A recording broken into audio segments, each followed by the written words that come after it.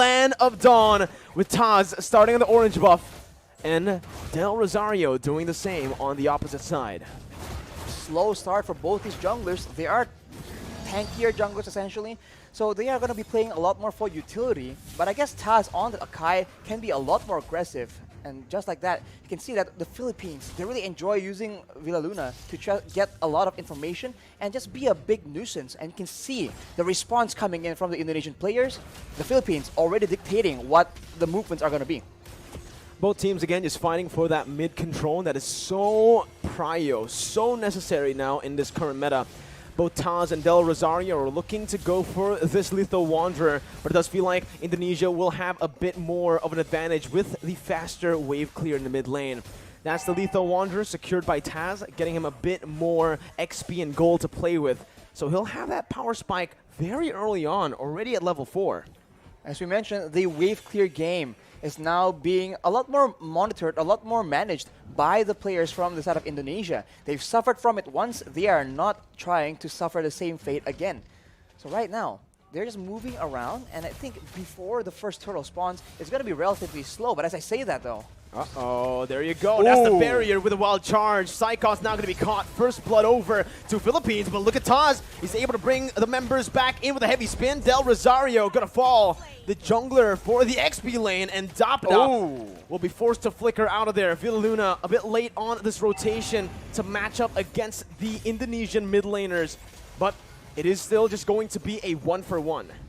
So 1-for-1, so both teams now holding their own, but this is where things get a bit hairy. The first turtle, where everyone has their ultimates, we have to see who can actually weave in the better team fight. No ultimate for Del Rosario just now. Taz gonna go for it. Will be able to secure the turtle with a brilliant retribution.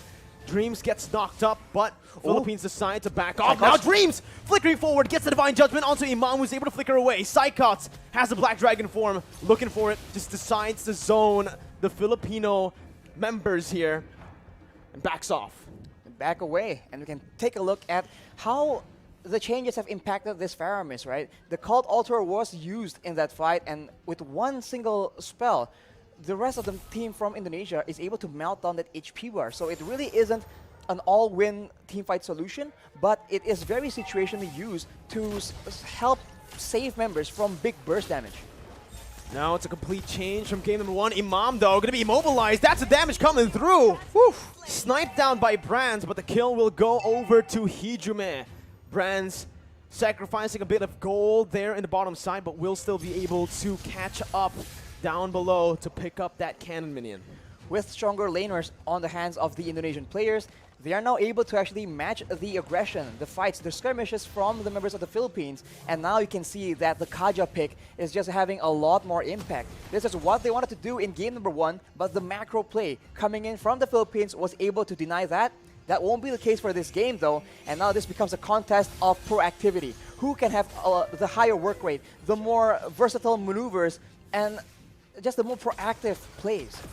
And this is the reason as to why I felt like the Leslie should have been the one, the hero, to be banned out by Team Philippines. Because you can see, on this Leslie, sure, you're very vulnerable, but you also are really good at actually going at duels up against the Beatrix. I would actually say in a 1v1, it's skill dependent, but Leslie has a bit of an edge. Why? Because he doesn't need to target any of his skills. It's not a skill shot. Meanwhile, for the Beatrix, you need to go for those render shots to actually be able to compete in that range battle.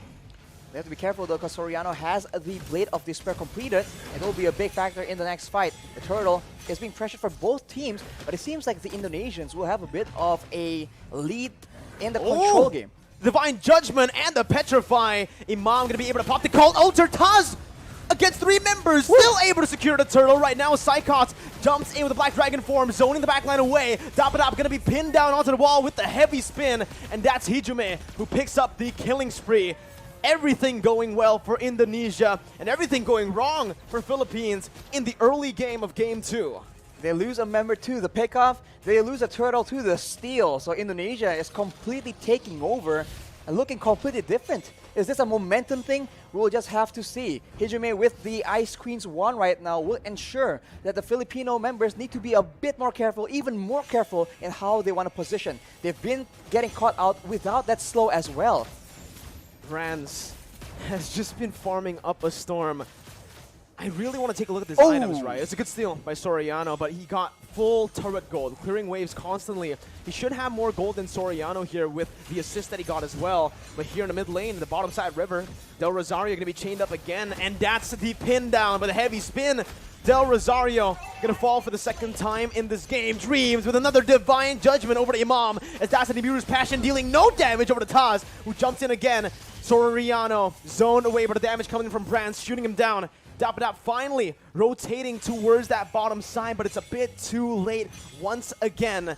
Team Philippines falling more and more behind as we go and progress into the game. The Philippines are having very much trouble trying to manage distance because they're being slowed an insane amount. At any moment, it starts with the slow, and then it gets followed up with the divine judgment, with the heavy spin. So Indonesia's pick-off game is going exactly how they want it to, and right now, they also have the advantage when it comes to range, and also when it comes to that late game. They have that artillery with the real-world manipulation, and they also have the Leslie that can do a lot of true damage, up to 2k in a single hit, and in the late game, Soriano will have a lot of issues trying to get any impact done in the middle of a big team fight. There's so much CC from Team Indonesia. There's a lot of survivability from Philippines, but they need to be able to utilize that crazy engage from the wild charge, and right now, it just doesn't feel like they are going to be able to. Taz there going for the turtle. That's going to be the real world inflation that was popped into for Soriano to flicker out. They baited out the Cult Altar, and they baited out Villaluna into the other side of the wall. Mid lane turret going to be sieged down. Brands looking to poke the Filipino members, but it's a good disengage by both teams. It's still a small victory for Indonesia with that turtle take. Look at how much movement, how much of a reaction you can see from the Filipino players whenever Psychots is on the map, whenever he makes an appearance. He wasn't even popping the Black Dragon from initially, and everybody was walking backwards in fear of that engage coming through. And when you are so focused like that, you are not looking at Taz with a heavy spin. You are not looking at Dreams waiting for that divine judgment. What I want to look at is definitely the items here for Brands, because I wonder how much gold he's actually gone this game. So far, he has been left untouched to free farm. And he's dealing so much damage. That's going to be the flicker over to Divine Judgment as well to find Del Rosario. The true damage does its work. Brands picks up the kill. Dapadap trying to look for a re-engage now, but only taunting Taz. Look at the poke put down by Brands. Dream's going to be in the midst of it all right now, as he is going to be able to dish out some damage to zone the other members away. Dream still there with Psychots from Psychots with a petrified to find Soriano, and the furious dive to get Imam low under the tier 1. Gunned down by Brands. It's a 2-0 trade for Indonesia. Unreal execution coming in from Indonesia right now. We thought that Psychots was the main distraction. He was the one coming in from behind. You barely notice it until it's way, way too late. Let's take a look at that replay right now. The fight was breaking up. There's a lot of action back and forth, and Psychots out of nowhere. The tower doesn't even matter because it's way too low. Indonesia able to actually push Philippines into a very uncomfortable position, and now with all the advantages when it comes to crowd control, when it comes to damage, they are looking at a cruising victory in game number 2. This is insane. Unreal. That's the word you can use for it, right? So much doubt for this Indonesian team after they qualified to represent Indonesia with only a week to prepare right after qualifying. Still able to play super well. And now they're rotating towards that top side. Taz soloing that lore. Del Rosario caught, no one there to help him out. Has to use the wild charge defensively and will lose out on a lot of HP. Brand still is able to get out, has the flicker. They're going to go in for another re-engage here. Just some poke down onto the frontliners. And you can see that true damage, Rashi. I really wonder what the items are looking like right now, because the damage is pretty unreal already in 9 minutes for a Leslie. It comes with a true damage, and when you're concerned about the true damage, you can actually feel the burn coming in as well. Look at the items, as you mentioned. The Windtalker, the Endless Battle as well, allows him to get so much more burst damage initially, and after that, the Berserker's Fury allows him to dish out a healthy amount of DPS. On the other hand, you can see the Yeve, right? Hijumi with the glowing wand, all these tanky members are taking percentage HP damage whenever he's dishing out these spells, and they are absolutely spammable. And the siege game is dangerous. Luna going to be caught in that real-world manipulation. Imam as well, zoned away. The wave manipulation from Indonesia, absolutely phenomenal, as they are going to be able to use the Lord down below to pick up a turret. With Psychot zoning the other members away with a Black Dragon form as well. That's base turret number 1 taken down. Top side pushing in, but Indonesia will decide to just play it slow. Clear out the mid lane and reset.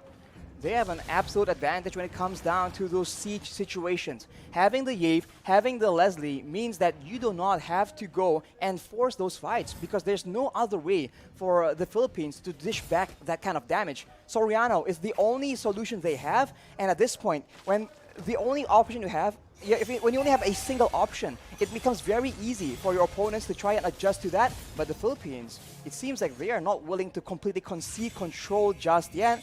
They need to be very careful though, because the flank game, that flank game is just so on point from Indonesia right now. This is what we saw in Game 1, only just the opposite happening here in Game 2. Indonesia having control the whole 10 minutes early on. Philippines with a very similar flanking position here to look for something, but it's going to be a concealed play from Indonesia. And oh my god, Dream finds the Divine Judgment onto the best possible target. Soriano's out. Dapadap has to flicker out, but Psychos chases him down with a passive. Dapadap still surviving here. Only one member taken down, but that might just be the member that Indonesia needs to pick up some more base turrets. That high ground control is no longer available for Soriano. Dapadap trying to go in for some damage right there, but it's actually going to be petrified from Imam. He's going to be taken down. The wild charge in desperation. Villaluna in the back has to back off. It's an absolutely insane game and an insane performance from Indonesia as they knock Philippines down to the lower brackets. How? What? Oh my, we have no words left right now. How was that possible?